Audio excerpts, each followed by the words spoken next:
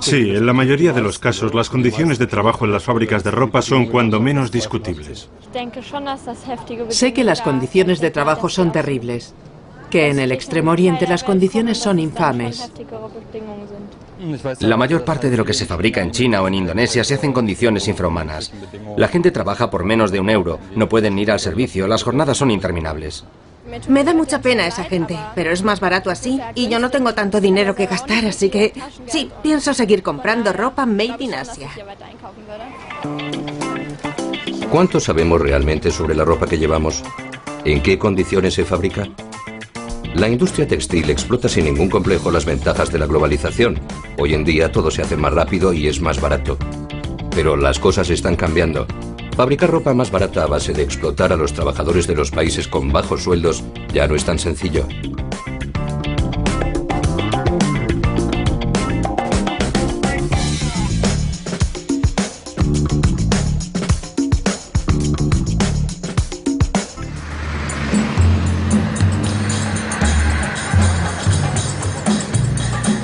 Yakarta, Indonesia. Un país que lleva años haciendo de eslabón en la cadena de la industria textil global. Las empresas occidentales han estado aquí fabricando ropa y zapatos incluso durante la dictadura. Desde la caída del régimen, el país se ha afanado por implantar la democracia. Muchas cosas han cambiado, pero las multinacionales siguen aquí y siguen fabricando sus zapatos y su ropa. Adidas es uno de los principales clientes de este país. Aquí es donde la popular marca de ropa deportiva confecciona sus zapatillas. En esta fábrica trabajan unas 17.000 personas. Una especie de ciudad Adidas en miniatura, donde se confecciona desde la suela hasta la zapatilla acabada. El proceso está regido por una serie de condiciones impuestas por Adidas, el llamado Código Social de Conducta. Entre otras cosas, incluye un reglamento sobre las horas extras, la seguridad en el trabajo y los sueldos. Estos códigos sociales se han extendido a todas las fábricas que trabajan para la industria textil. Y todas las grandes marcas los han adoptado. En los acuerdos que firmamos con nuestros proveedores, queda claramente estipulado que estos deben seguir nuestro código. En esos acuerdos es donde reside nuestro poder de presión. Así es como podemos tener tanta influencia sobre ellos y obligarlos a atenerse a nuestro código. De un tiempo a esta parte, las grandes firmas textiles se han visto sometidas a una presión mayor. A la larga, la explotación y el minimalismo salarial son malos para los negocios. La responsabilidad social ha dejado de representar una amenaza para las multinacionales para convertirse en un ingrediente más de su política interna. Pero, ¿cómo pueden saber los trabajadores cuáles son sus derechos? ¿Quién se los comunica y hasta qué punto? ¿Quién se encarga de asegurarse de que perciben un salario justo o de que no se les obliga a trabajar horas extras? Francamente, ese es uno de nuestros mayores retos. Se lo exigimos a nuestros proveedores. Les exigimos que informen a sus empleados de nuestro código laboral y de sus derechos. Por lo general, suelen decir que lo van a hacer, pero luego, cuando hacemos auditorías y entrevistamos a los trabajadores, muy a menudo nos damos cuenta de que no están al corriente de nada. En lo que a nosotros respecta, estudiamos formas de entrenar eficazmente a nuestros proveedores y a sus empleados para que se familiaricen con nuestro código de conducta y con los derechos de los trabajadores. Esa es una de nuestras asignaturas pendientes. Más concretamente, esta asignatura pendiente consiste en lo siguiente. Todo empleado que encuentra trabajo en una fábrica de Adidas ha de seguir un cursillo de varias semanas sobre sus derechos. Pero con eso no basta. Las auditorías se han generalizado estos últimos años en la industria textil, es decir, que las fábricas son evaluadas por expertos independientes. Estos entrevistan a los empleados sobre su sueldo y las horas extras que se les obliga a hacer. Se comprueba que el tamaño de la fábrica se corresponde con la cantidad de mercancías que produce y se investiga la seguridad laboral. En última instancia, lo que pretenden así las firmas textiles es asegurarse de que sus subcontratados son fiables, hasta el día en que esta clase de investigaciones deje de ser necesaria. Aún les queda mucho camino por recorrer. El Código Social de Conducta también estipula vagamente una cláusula según la cual el sueldo debe garantizar a los trabajadores un nivel de vida tolerable. Es una cuestión delicada porque ¿cómo se decide lo que es tolerable para estos trabajadores? El salario mínimo no sirve más que para satisfacer las necesidades más vitales de los trabajadores. Una vez más, también depende de cómo se gastan el dinero.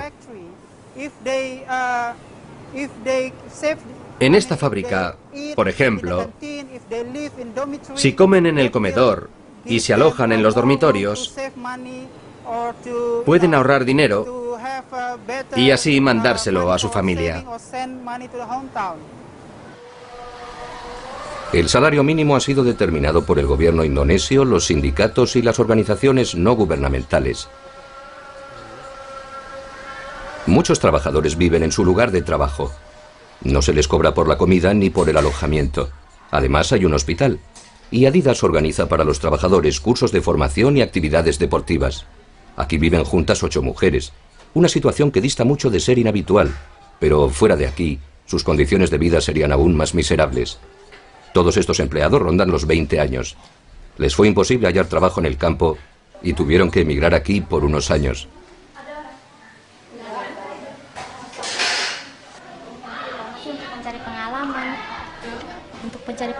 Vine aquí para adquirir experiencia y a ganar dinero para mi familia, para mantener a mis hermanas pequeñas, que aún van al colegio.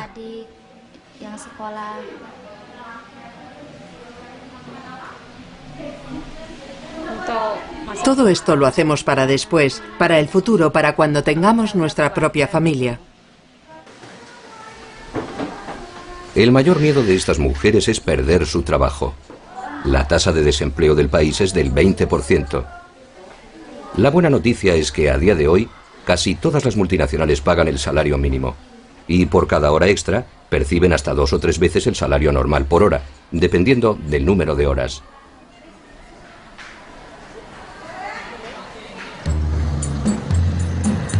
Si se ha conseguido que las empresas hayan renunciado a sus prácticas tradicionales, es decir, a obligar a los empleados a trabajar las horas extras que se les antojara por un sueldo de miseria, ha sido gracias a los esfuerzos de las organizaciones internacionales. No cabe duda de que la presión que han estado ejerciendo los consumidores estos últimos años ha permitido ciertas mejoras en algunos campos, en el sentido de las exigencias de los propios consumidores. Así pues, en cierto sentido, la presión pública ha permitido algunos logros. Es cierto que se habla cada vez más del tema de la responsabilidad social global de las multinacionales. Al principio, estas empresas se negaban a divulgar las condiciones laborales de sus proveedores, ya que según ellas eran datos económicos independientes. No se trataba de sus sucursales o filiales. Por tanto, nuestra primera tarea consistió en concienciar a los ciudadanos para que entendieran que la responsabilidad social se extiende también a las subcontratas, por muy independientes que sean legalmente. Las grandes empresas tienen un poder económico inmenso que ejerce una influencia en la cadena productiva global. Poco a poco han tenido que reconocer este hecho. Tras muchas visitas y conversaciones privadas, Ingeborg Vik, del Instituto Sudbind, se ha ganado la confianza de los trabajadores. Coopera con las organizaciones locales para promover la transparencia. Pero los emisarios de las organizaciones internacionales tienen que estar constantemente alertas. Sobre el tema del salario mínimo, por ejemplo, se suele llegar a un acuerdo. Pero no dejan de aparecer casos de violaciones de los códigos sociales de conducta.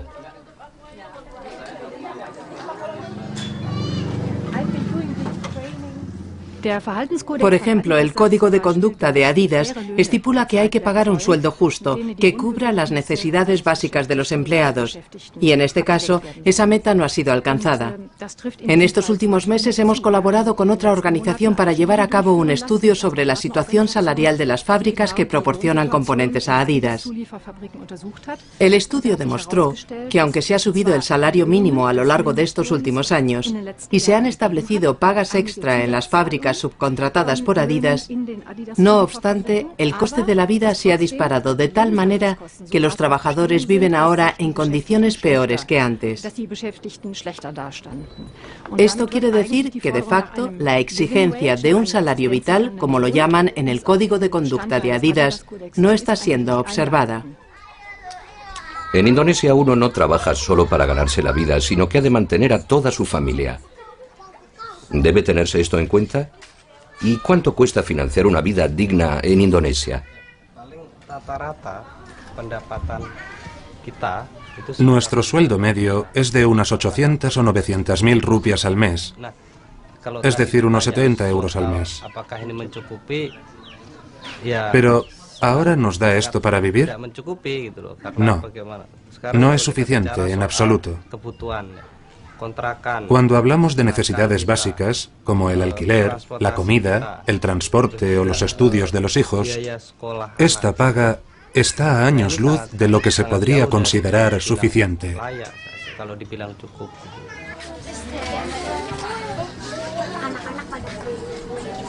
Un alquiler puede ascender en Indonesia a unas 130.000 rupias, es decir, unos 11 euros al mes. Mucha gente ocupa una única habitación. Además, al no existir planes de pensiones gubernamentales, todo el mundo tiene que ahorrar algo para la vejez. Aquí vivimos 4. Mi hijo, mi madre, mi marido y yo. Nos sale por unas 115.000 rupias al mes. Si bien es cierto que algunos de sus compañeros cobran mejores sueldos, esta mujer no es la única empleada de Adidas a la que le cuesta salir adelante.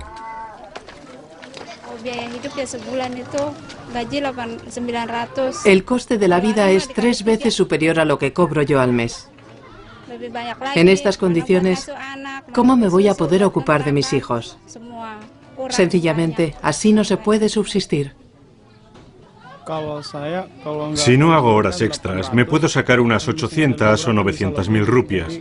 Si hago horas extras, gano más. Pero si sumo todos mis gastos, me faltan siempre 3 o 4.000 rupias a fin de mes. En las fábricas se mantienen conversaciones apasionadas sobre el salario mínimo. Adidas paga el salario mínimo además de las horas extras y los pluses, pero ¿es suficiente? Puede que no parezca mucho cuando lo conviertes a dólares americanos y lo comparas con el nivel de ingresos de los países europeos, pero si lo relativizas, 1.2 o 1.3 millones al año de rupias es más de lo que gana un profesor de universidad. Y si ganan tanto, no es porque se les haga trabajar en exceso, sino porque el proceso de producción está organizado de una forma extremadamente eficiente. Una vez por semana toca la paga. Muy poca gente tiene cuenta en el banco, de modo que los sueldos se suelen pagar en efectivo. ¿Cómo es posible que una empresa que produce millones no pueda aumentar el sueldo de sus empleados? Para empezar, muchas de estas fábricas tienen a más subcontratadores, aparte de Adidas, y les resultaría demasiado complicado pagar sueldos distintos a sus empleados en función de la empresa para la que trabajan. También hay razones políticas. Ninguna empresa puede por sí sola cambiar la legislación laboral. No creo que con los sueldos que les pagamos les estemos explotando. Podrían ser más elevados, pero para ello habría que pasar por las instituciones y sistemas de cada país, porque si no, se crea aún más confusión. Por ejemplo, el salario mínimo es algo que depende del gobierno, de los sindicatos y de las asociaciones patronales. En realidad nosotros no tenemos nada que ver con estas negociaciones. Todo ocurre en el ámbito local, entre el gobierno, los sindicatos y las asociaciones patronales. Nosotros estamos al margen de la toma de decisiones y creo que si te fijas en los análisis de las propias multinacionales, queda claro que nosotros pagamos a nuestros proveedores mucho más de lo que podrían ganar en otra parte, con un trabajo similar. Muchos exigen que las empresas implantadas en países con mano de obra barata paguen sueldos más elevados, independientemente de la situación legal del propio país. Pero tomarse en serio estos países, ¿no supone acaso aceptar su legislación democrática, en este caso sobre el trabajo? En última instancia, ¿qué es lo más justo?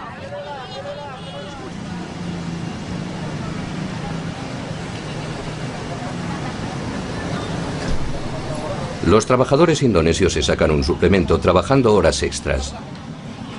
Si las empresas se atienen a la normativa salarial, les pagan las horas extras hasta 3 veces más de lo habitual. Pero aún quedan muchos jefes de planta que no respetan lo estipulado por la ley. Adidas obliga a sus proveedores a hacerlo.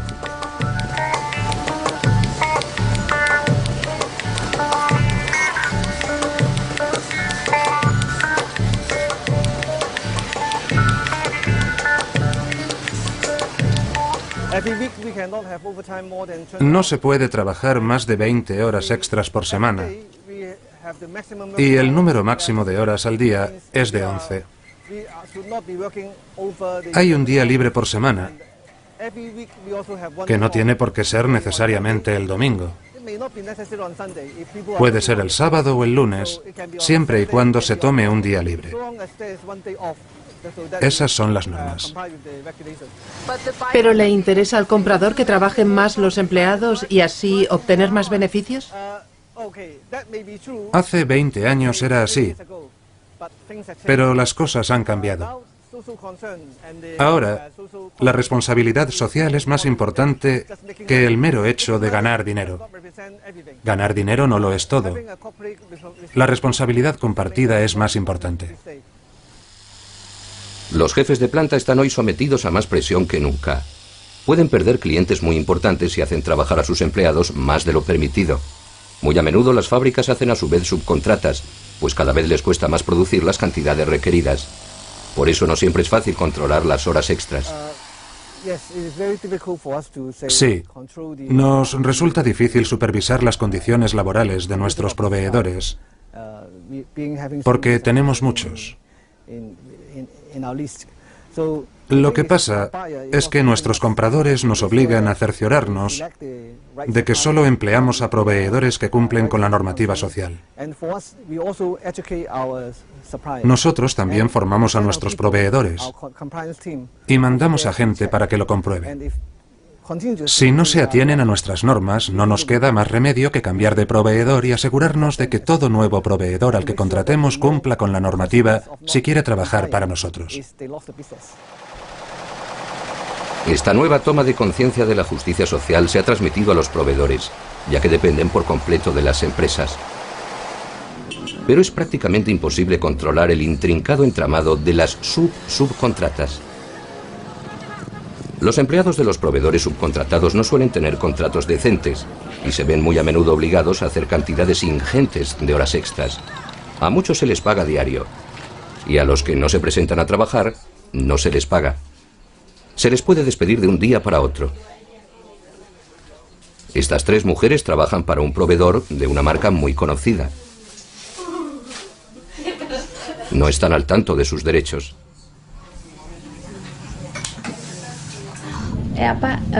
Tadi untuk organisasi serikat kerja kita belum pernah dengar belum pernah ada yang ngejelasin. Nunca hemos hablado con un sindicato.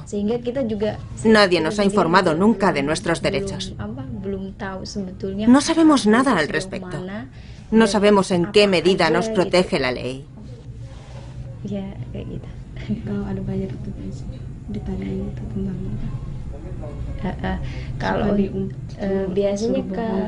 Pero todo cambia cuando vienen nuestros clientes a visitar nuestra planta. Aunque no siempre sabemos cuándo van a venir. A veces es un secreto, o vienen sin avisar. A menudo no hay una fecha concreta, una cita. No se sabe cuándo se van a presentar. A nosotros no se nos informa de esas cosas. Nuestros clientes no saben nada de nuestros problemas con los contratos. Se les miente sobre nuestros problemas, nuestro salario y demás. No se les dice la verdad. Luego, además, se nos amenaza con despedirnos si nos quejamos. Estamos asustados. Esto sigue siendo cierto pese a que las cosas hayan mejorado en muchos aspectos. Sigue habiendo lugares donde los trabajadores no tienen derechos ni contrato y están a merced de quienes los emplean. A menudo nos presionan para hacernos trabajar más. Nos hacen llegar a casa de madrugada, sobre todo cuando hay muchos pedidos. Hay semanas enteras en las que no volvemos a casa hasta la mañana siguiente. Por supuesto, nuestro rendimiento se resiente de ello. Tanto trabajo nos desgasta. No podemos pensar a corto plazo. Y cuando perdemos fuerzas, nos ponemos enfermos más fácilmente. Estamos en muy baja forma. Pero no nos podemos ir sin más. Necesitamos nuestro trabajo para sobrevivir, para el futuro. Pero si nos quedamos, nos ponemos enfermos, porque nos hacen trabajar 24 horas al día. Y no hay excepciones, ni tolerancia. Todo esto es obligatorio. Es lo que requiere la fábrica y hay que obedecer. Trabajar 24 horas seguidas, pasar días enteros en la fábrica. Tenemos que obedecer. No hay excusas. No se nos permite ni una pausa. ¿Pero qué otra cosa podemos hacer? No nos queda más remedio que aguantarnos.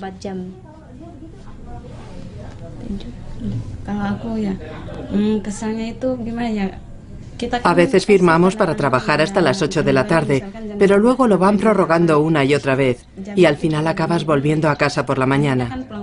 Les gusta presionarnos. Nos sentimos oprimidos, enfermos, como ya le dijo mi compañera. A pesar de todo, ninguna de estas empleadas de 20 y pocos años quiere perder su trabajo. Vinieron de lejos para encontrar trabajo y comparten piso aquí. Con lo que ganan en la fábrica mantienen a su familia. Y mientras no se encuentre otro sistema mejor para controlar las horas extras, nada cambiará. La presión del mercado es lo que determina las jornadas laborales. Si exiges que se produzca más en menos tiempo y la fábrica no está preparada para ello, porque su modelo productivo no está adaptado para ello, entonces es cuando tiene lugar la explotación de la que habla usted. Horarios maratonianos, gente trabajando por la noche para respetar los plazos de envío, porque si no, tienen que enviar la mercancía por avión, lo cual repercute en los beneficios de la fábrica. Por eso intentamos organizar nuestras estructuras para evitarlo. No siempre es así, pero en Adidas sí procedemos así, porque somos una gran compañía que vende a precios altos y nos lo podemos permitir. Las grandes compañías textiles han logrado fomentar una sana presión social, pero son conscientes de que no se pueden controlar todos los eslabones de la cadena productiva.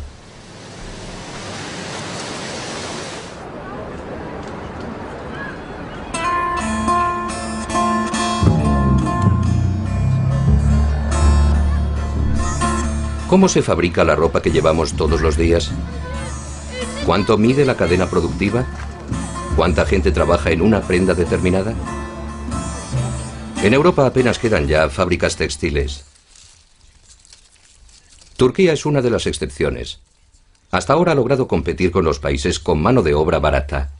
Una empresa alemana de venta al detalle, Otto, promueve el cultivo y el procesamiento orgánico de algodón en este país. Lo que buscan las grandes firmas europeas son nuevas ideas para llegar al consumidor. No olvidemos que hace 20 años, en Europa o en Estados Unidos, no había quien encontrara productos orgánicos en los supermercados. A día de hoy, cuando vas a la sección de ropa, siempre hay una sección especial de productos orgánicos. Vamos bien encaminados. Estamos invirtiendo en lo orgánico y es una inversión que merece la pena. No reporta beneficios inmediatos, pero sí los reportará pronto.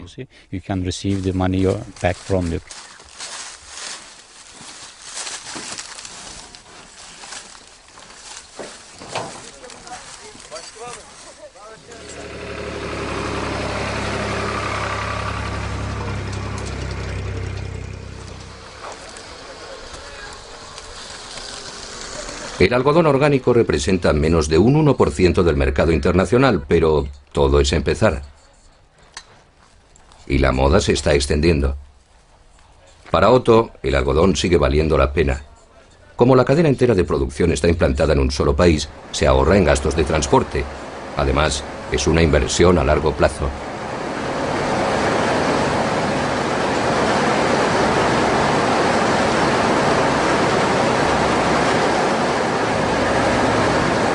La producción de algodón orgánico supone no usar pesticidas aparte de más trabajo manual.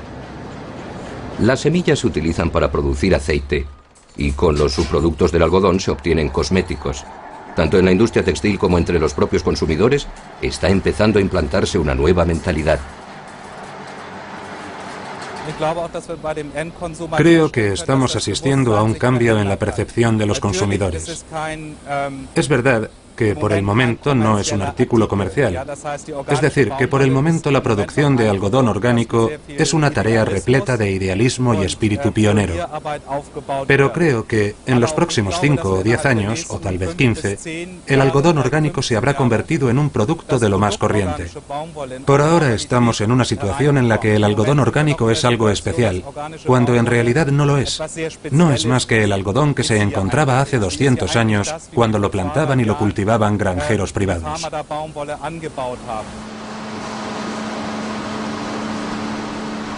Con el algodón desgranado se hacen balas que luego se procesan en la hilandería.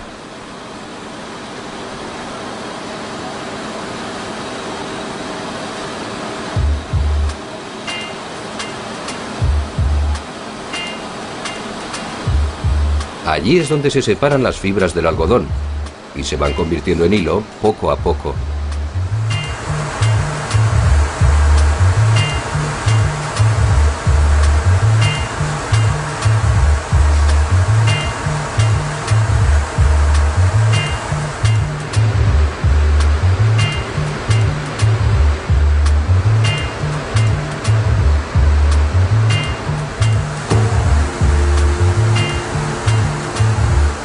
Se trata de un proceso complejo, hoy en día realizado exclusivamente por máquinas.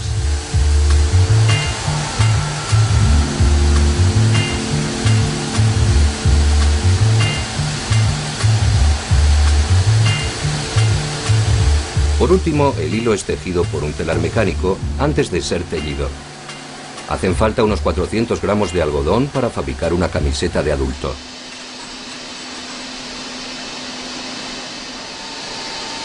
También la forma de teñir ha cambiado mucho de un tiempo a esta parte. Se ha endurecido la normativa sobre los productos químicos autorizados. En Europa, por lo menos, se ha vuelto prácticamente imposible sortear esta legislación.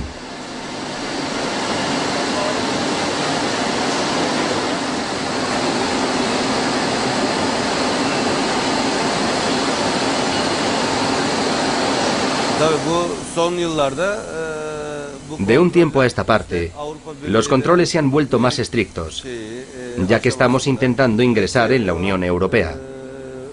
En nombre de la defensa del medio ambiente, cada vez se presta más atención a estos temas.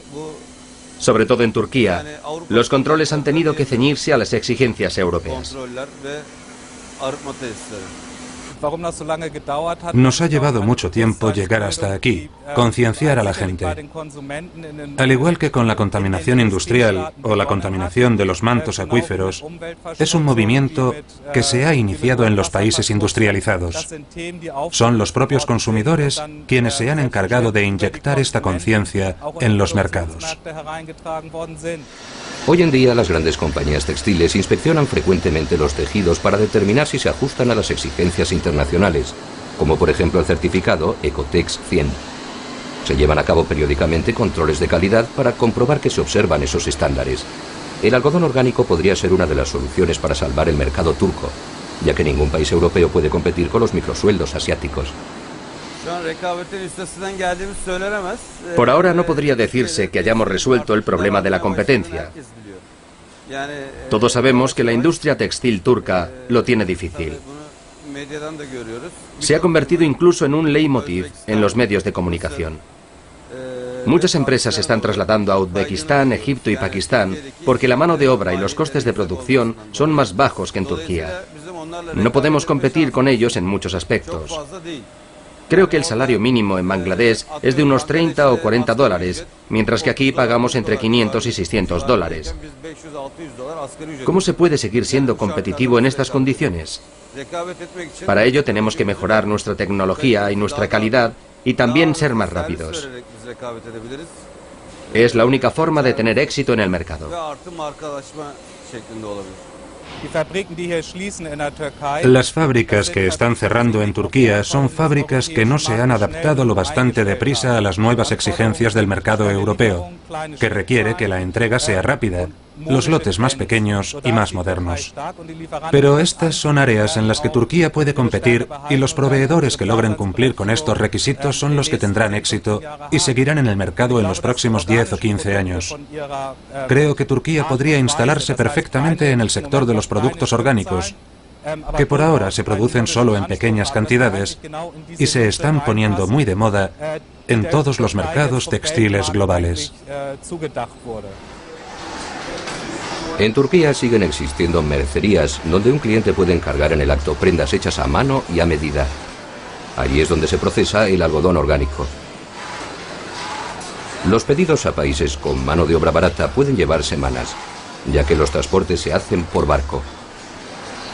El transporte aéreo es demasiado caro y solo se recurre a él en casos excepcionales. La proximidad de Turquía con Europa es una baza considerable de su industria textil. Estas fábricas están sometidas a los mismos controles de calidad que los países con mano de obra barata.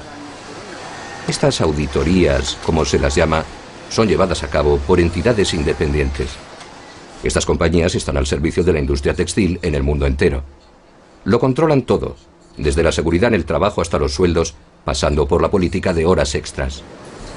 Fuera de Europa, un problema frecuente es que a menudo los jefes intentan hacer trampas, avisando a los empleados con antelación cada vez que se avecina una inspección. Muy a menudo se descubre también que los empleados no están lo suficientemente informados sobre sus derechos. Hay casos en los que las plantas no están al tanto de las leyes laborales o no tienen ni siquiera licencia del gobierno. Hay casos en los que los trabajadores no han oído hablar del salario mínimo, de las horas extras o de las legislaciones nacionales sobre seguridad y salud en el trabajo.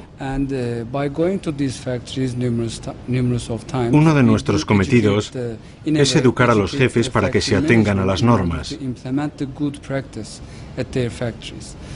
Estoy convencido de que es un paso importante para estas fábricas. Ya nos hemos acostumbrado a ello. Personalmente llevo en este negocio desde 1992 y en todo este tiempo me habrán hecho unas 12 auditorías. Las primeras eran espantosas, pero poco a poco hemos ido aprendiendo a evitar los accidentes laborales, a ocuparnos del personal, de su seguridad y de su salud. Al igual que casi todas las empresas textiles, Otto colabora con organizaciones internacionales como UNICEF o la WWF, The World Wide Fund for Nature. La antigua enemistad se ha ido convirtiendo poco a poco en una colaboración provechosa para los dos bandos. Juntos desarrollan estrategias y proyectos para ayudar a estos países a ceñirse a las normativas sociales y ecológicas occidentales. Al cabo del largo proceso productivo, cada prenda es sometida a un control de calidad. Se comprueba que tanto la talla como la medida son correctas, que el tejido es de calidad y que se han observado todos los requisitos. Por fin el producto acabado es transportado en camión hasta Alemania.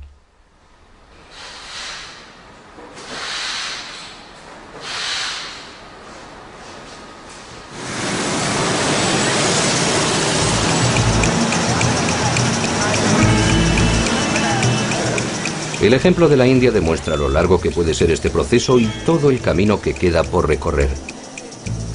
La India es uno de los mayores productores textiles del mundo. Hace tiempo que su industria textil da que hablar. Los estándares medioambientales han sido ignorados durante años. ¿Qué es lo que ha cambiado en los últimos años? ¿Y cuáles son los problemas a los que se enfrenta hoy el país? En el sur del país se encuentra Tiripur, el corazón de la industria textil nacional. El 95% de la gente de la región trabaja en la industria textil.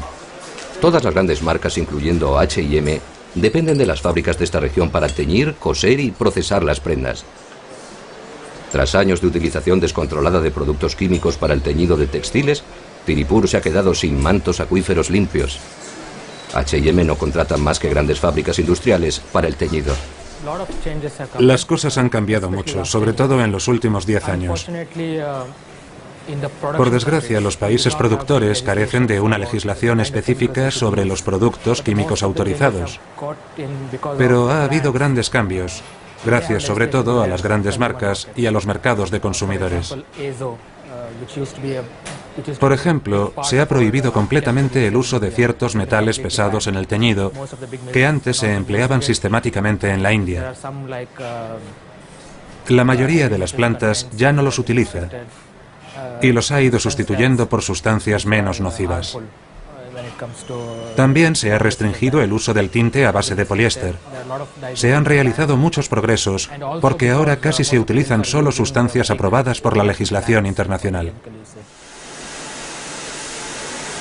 Las inspecciones son cada vez más frecuentes y se han impuesto cursos sobre las sustancias que están autorizadas y las que no. Pero las plantas de teñido son independientes de las empresas que las subcontratan, ya que trabajan para varios clientes a la vez. Si se ciñen a la normativa europea es por voluntad propia. Tras años de colaboración con Occidente, se ha logrado cambiar la mentalidad en la India, pero aún queda mucho por hacer.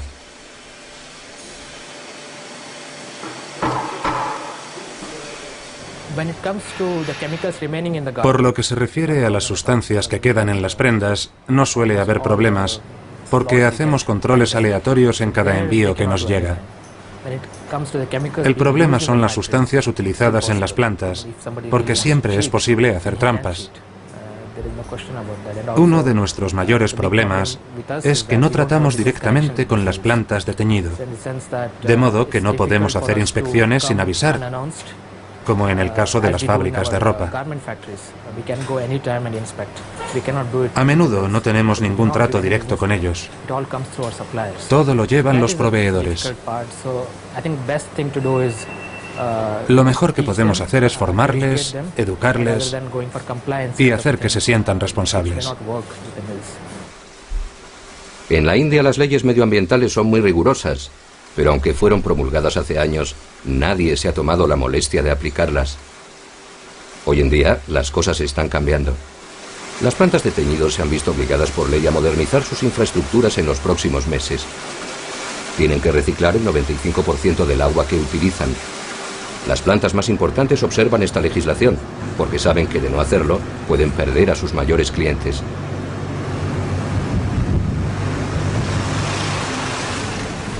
Pero aún queda un número incalculable de pequeñas empresas que siguen utilizando los mismos métodos que hace 100 años. Estas empresas abastecen sobre todo el mercado interno. Aquí se tiñen tejidos para todo el país. Esta canalización conduce el agua a lo largo de 100 kilómetros. El agua llega a Tiripur porque allí ya no queda agua en el subsuelo. Las empresas la han agotado por completo. Esta agua sucia que ven viene probablemente de una de las fábricas locales. Son todas fábricas tradicionales. Así es como empezaron todas. Pero, hasta donde yo sé, no fabrican ropa para la exportación. No tanto por razones ecológicas como por su calidad y por razones económicas. Jamás podrían producir en las cantidades que piden las grandes marcas. Y los estándares de calidad de estas son cada vez más elevados. La rigurosa aplicación de las leyes medioambientales supondrá el cierre de muchas de estas fábricas. La protección del medio ambiente no es una de sus prioridades. Lo que busca la gente aquí ante todo es alimentar a su familia. Muy a menudo los estándares medioambientales impuestos por los países industrializados de Occidente no tienen nada que ver con las leoninas condiciones de trabajo de los países donde se fabrica su ropa.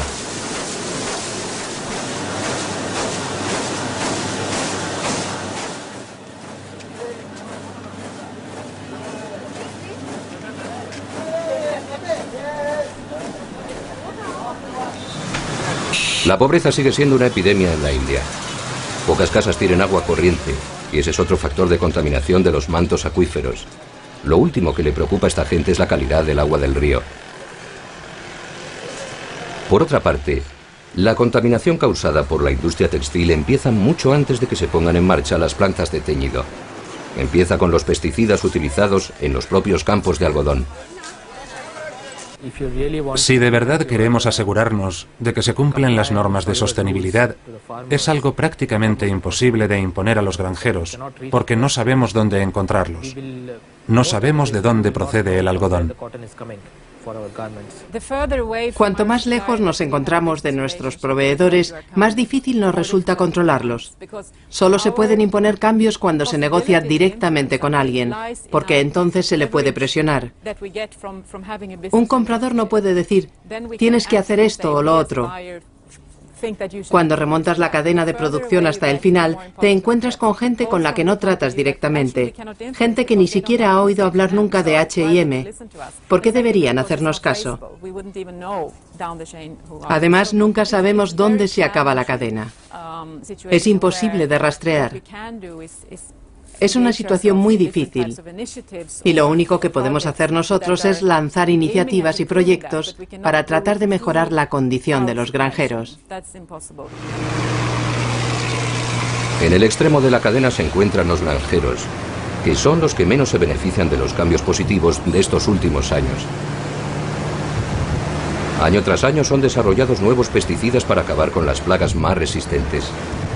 Los granjeros tienen que comprarlos y los costes se comen sus beneficios. Una situación desesperada que ha disparado las tasas de suicidio en el campo.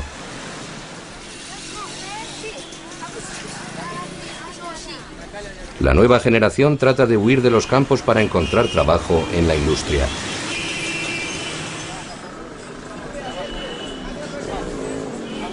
Made in Asia. ¿Bueno, bonito y barato? Una cosa está clara. El camino que conduce de la bala de algodón a la camiseta es largo e implica muchos intermediarios. La cantidad determina el precio, siempre y cuando haya suficientes recursos naturales y se garanticen las necesidades básicas de los trabajadores. En la era de la globalización, todos queremos la mayor cantidad por el menor precio posible, pero todos, empresas y consumidores, somos igual de responsables.